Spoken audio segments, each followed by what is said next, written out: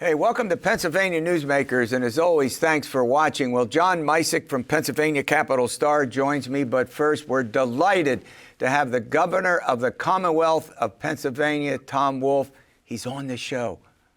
We'll be back in a moment. Welcome to the fast-paced and unrehearsed weekly discussion featuring the leaders who help shape your world.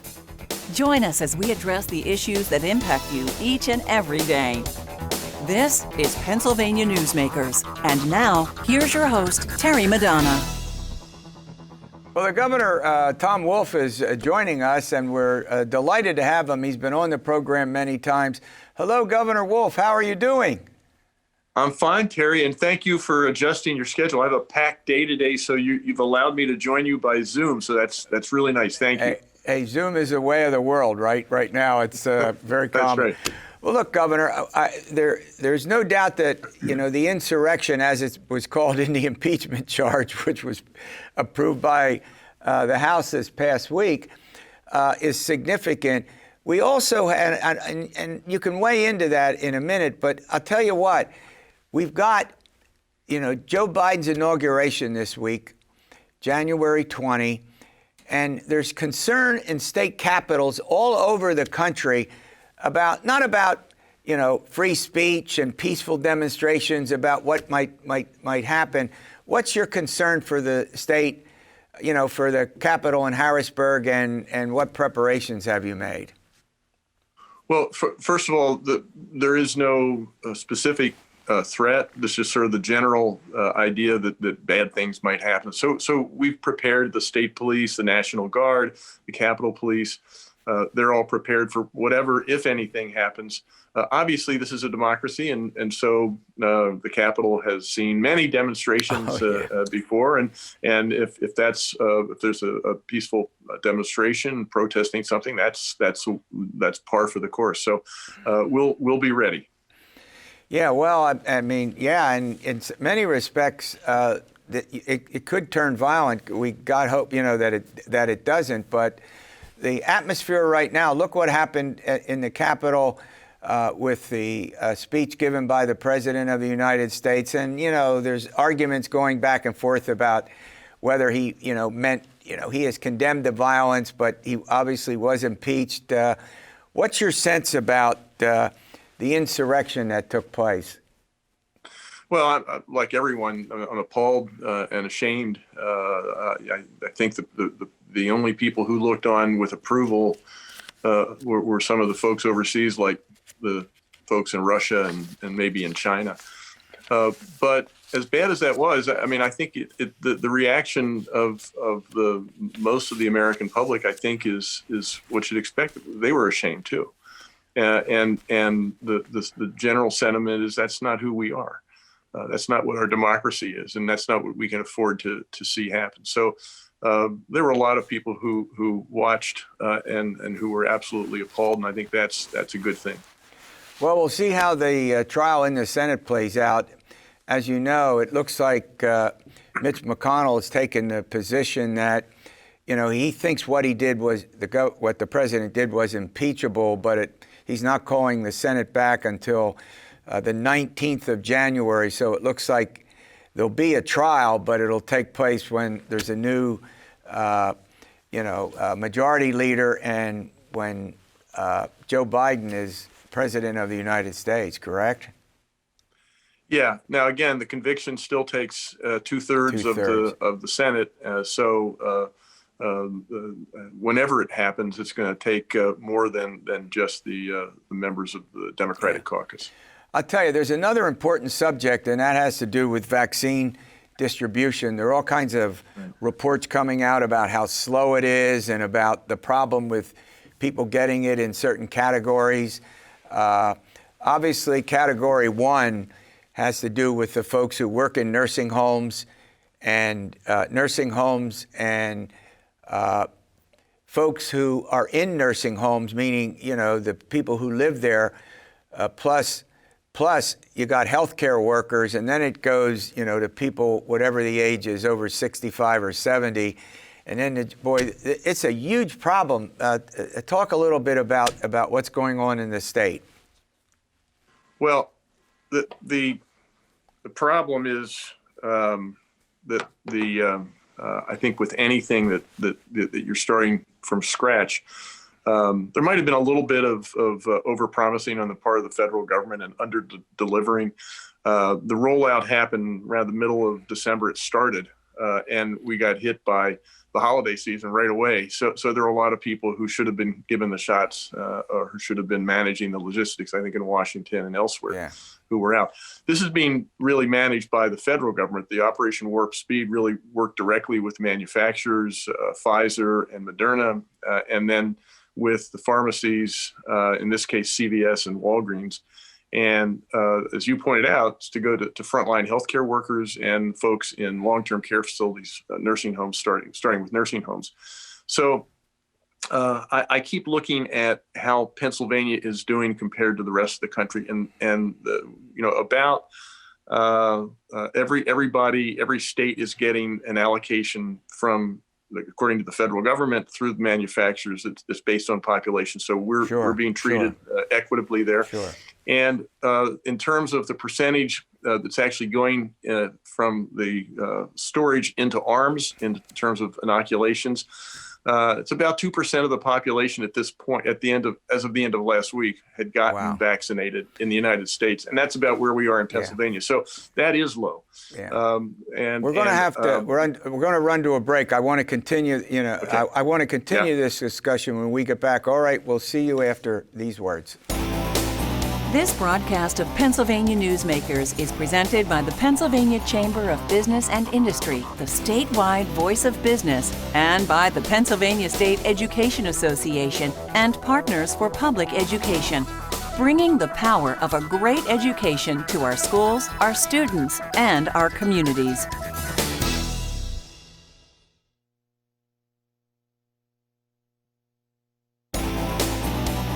This broadcast of Pennsylvania Newsmakers is brought to you by the Pennsylvania Highway Information Association, the go-to source to learn about transportation projects and issues.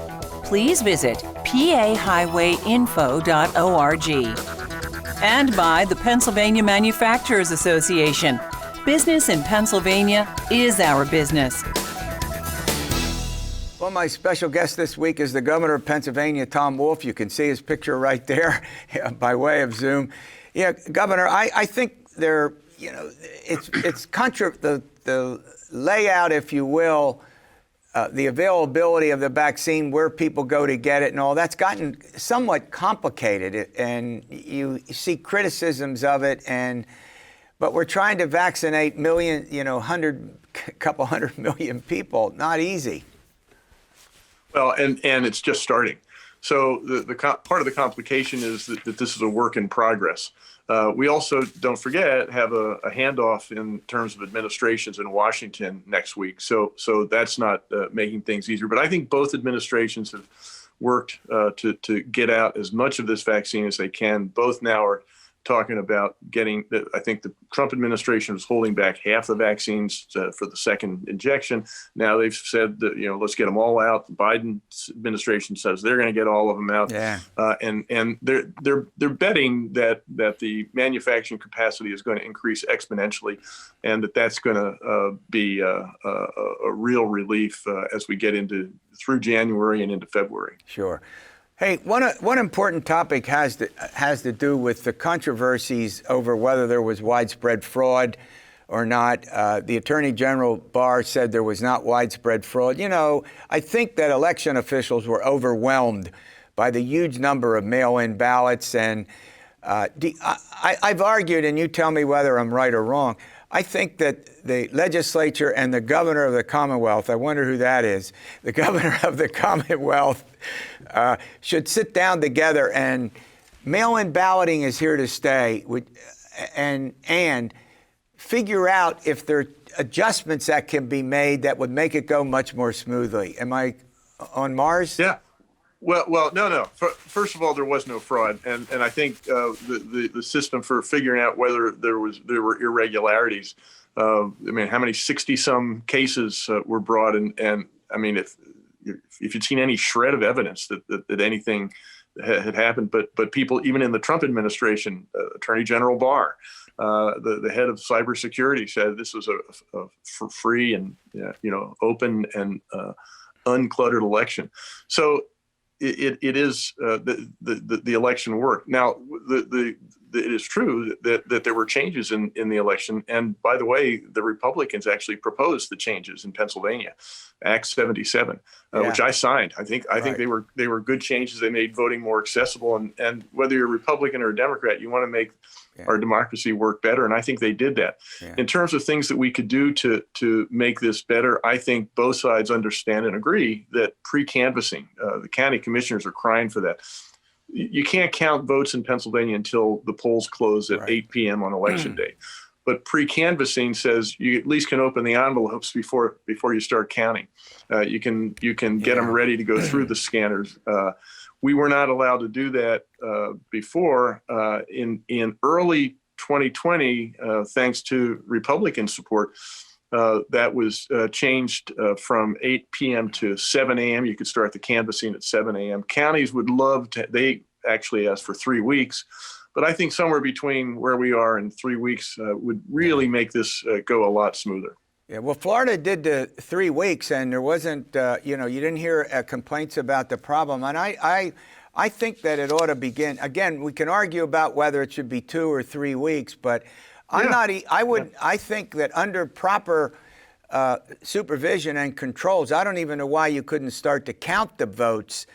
And with Democrats and Republican poll watchers there, not 100 feet away, but sitting around the table together to work that out. And then the second problem is that county officials, election officials they were just overwhelmed by the volume of it, absolutely overwhelmed. So there were technical problems certainly that existed and the overwhelming, but that ought to be something that, that can be addressed.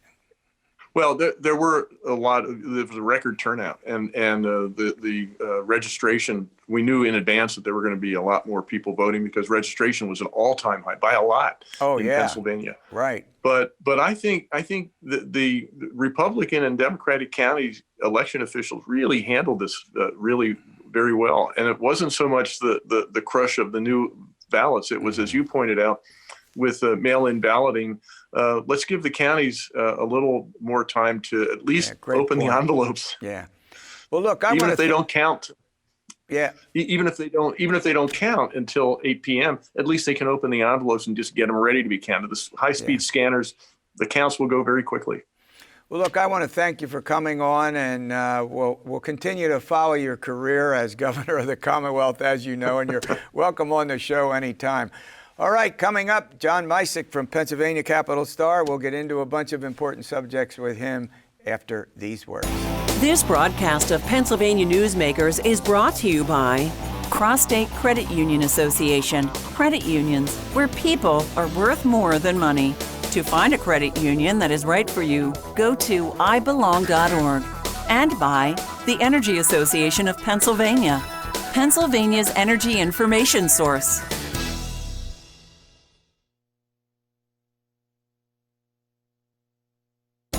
This broadcast of Pennsylvania Newsmakers is brought to you by the Association of Pennsylvania State College and University Faculties, representing the faculty and coaches who are devoted to providing quality public higher education for Pennsylvania's college students. Well, John Micek, he's the editor-in-chief of Pennsylvania Capital Star, joins me, as often is the case. I'll tell you something, John, these riots and demonstrations, obviously we had the big one down in Washington. The fact of the matter is they could replicate, I'm not saying perhaps the violence, but large demonstrations at state capitals, as the governor talked about. Yeah, Terry, this is airing on a Sunday morning in most markets across the state. And at noontime today, we're expecting rallies and marches at state capitals across the country and at the United States Capitol, including here in Harrisburg. Our reporter, Stephen Caruso, will be on the ground, and we'll be covering that. God willing, there won't be a repeat of the violence we saw at the U.S. Capitol, on January the 6th. But you heard the governor allude to the security measures they're taking at the state capitol, coordination between National Guard, state police, state capitol police. When our Stephen Caruso was on the ground there earlier this week, we saw evidence of that increased security presence. State Capitol Police in body armor holding semi-automatic rifles. So we know those and we asked the Department of General Services, who runs the State Capitol Police Is and that manages inside the the Capitol? Sorry? Inside the Capitol. Inside the Capitol. And we asked the Department of General Services, which manages the Capitol grounds and oversees the State Capitol Police, about specific steps they were taking. Obviously, they're not going to disclose that information to us, but we do know that there's a heightened security presence around the building.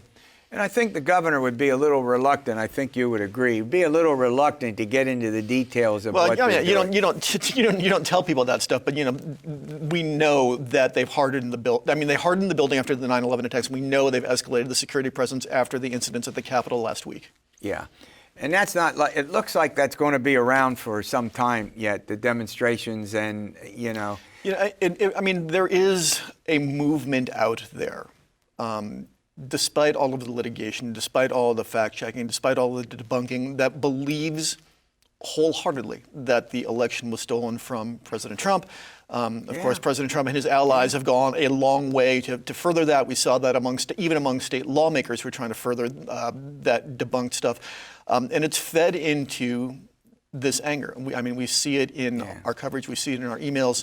And we're going to see it. I hope we don't see it actually manifest today. But I'll tell you what's fascinating.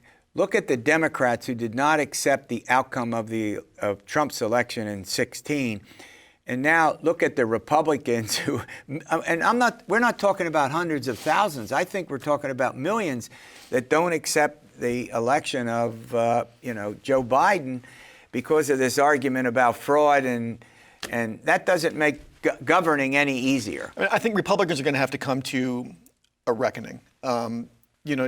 There were Republicans who accepted the election results, who said that we had to move on, but they countenanced 5 years of sort of the gaslighting and the abuse from the White House. We saw it filter down to the state level as well, and that's now come home to roost, and that's something they're going to have to deal with as we move forward. Yeah.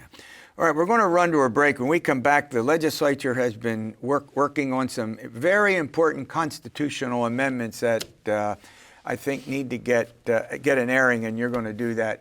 Back in a moment. This broadcast of Pennsylvania Newsmakers is brought to you by the Pennsylvania Medical Society. Inspired physicians committed to the good health of Pennsylvanians and the advancement of the practice of medicine.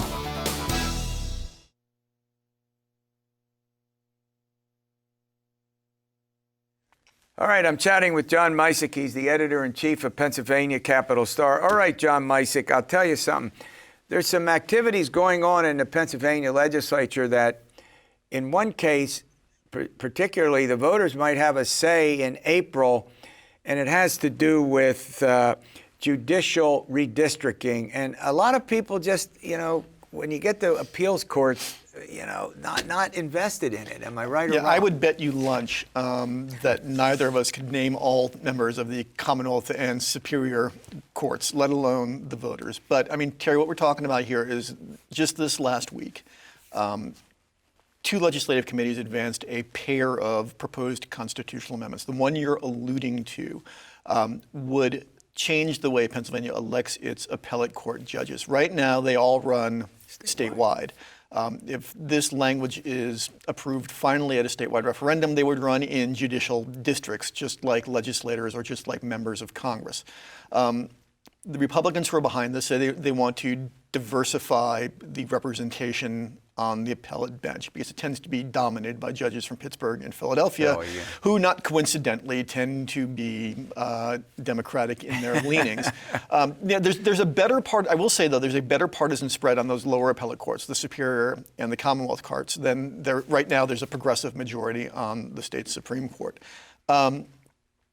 Democrats worry, justifiably, that this would dilute the courts, would open the door to all sorts of So let me mischief. interrupt you for a minute. So they're talking about electing them out of districts, right? Equal population. Mm-hmm. So, for example, for the Supreme Court, then there would be 7 districts. Correct. Of equal population. Statewide. That's correct. Go ahead. Okay, so that's a constitutional amendment. The process is, with a constitutional amendment, it has to be approved in 2 consecutive legislative sessions and then by voters at a statewide referendum. The judicial amendment bill cleared both houses in the legislative session that just ended. So we are now on to round 2 of legislative authorization. The bill came out of House Judiciary Committee just this last week, slated for a floor vote. The House approves it, the Senate approves it. It could theoretically be on the ballot as soon as you said at the beginning of the segment, as soon as the spring primary. Well, I'll tell you something. There's even a debate about whether they should be elected or not, because you and I could spend a whole show talking about that. Yeah, one. I mean, the average voter, and as you accurately point out, for some of these, people who follow this. I've never been a fan of the idea of making judges run like political candidates. We don't know the candidates. They're not permitted to talk about issues, cases that might come before them, so they don't. And what that does is open the doors to special interests, corporate types, trial lawyers, spending geysers of cash to get judges elected. And having been Penn Live's opinion editor for a bunch of years, I can tell you that trying to interview judicial candidates is about as easy as do-it-yourself neurosurgery. I mean, they will not, they will not take stands. All right. So let's turn to another aspect of a constitutional amendment, and this one may be not easy to explain. Emergency powers. Explain that. I shall certainly endeavor to do so. There was a great tension, Terry, at the beginning of the pandemic. Legislators didn't like the executive authority. They felt that Governor Wolf was being overly broad in his exercise of executive authority. So we saw a bunch of legislative tug-of-wars, attempted veto overrides, gubernatorial vetoes of bills that tried to rein in the governor. This would constrain the length of time, if I'm saying this correctly, that I could look it up, but that governors could the length of the emergency declarations, and then they would have to get reauthorization. Again, it's intended as both bills are intended as a check on executive power. This one more explicitly, but of course the one thing to note here is that legislatures flip, governors change. Sure. And there may, I feel like this one might be a little bit short-sighted, trying to score partisan points while losing sight of a broader goal. All right. Well, look, I want to thank you for coming on. There's a lot of complicated subjects, and how that all works out for a whole array of things. We've got a conservative legislature, a liberal governor, and I'm using those as descriptively, not pejoratively. So we're just going to have to see. It's going to be quite a spring. And we have the state budget problem coming up. As always, I want to thank you for coming on. My pleasure. All right, we'll see you next week for another edition of Pennsylvania Newsmakers, and as always, stay well.